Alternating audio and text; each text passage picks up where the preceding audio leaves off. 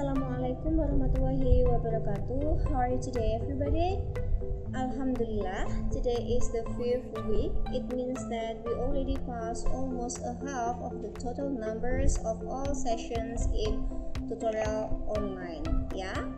Okay, so please keep spirit and also keep maintain your active and contributions on this activity. Well, the topic we're going to discuss is previewing and predicting. Yeah, so what is previewing and also predicting?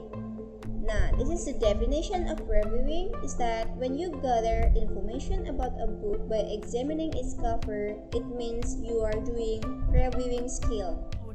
But the aim of this previewing is to help you to predict or make some guesses about what is in the books. Yeah, okay, this one, the difference of previewing and predicting. And when you previewing a text means you reviewing the titles, the sections of readings, a photo captions to get a sense of the structure and content of a reading selection. When you predict, using knowledge of the subject, text type, or author to make predictions about a content. And what is the purpose of these two skills of readings? The purpose of both technique is to encourage active reading so the learners can preview a text in order to predict its likely content. So when you look for or when you get an assignment about resuming a book, you can just preview and predict about the content of a book by reading the title and also the summary in the end of the text or the books. Yeah, and also this technique makes you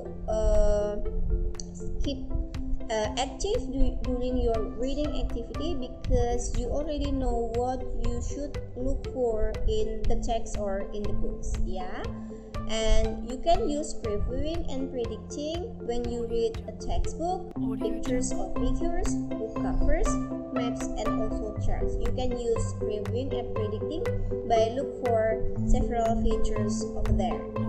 Yeah, and you can learn more by reading this by yourself, and don't forget that this week you will get the second assignment and task. Don't forget to submit it on time. See you again on another topic next week. Wassalamualaikum.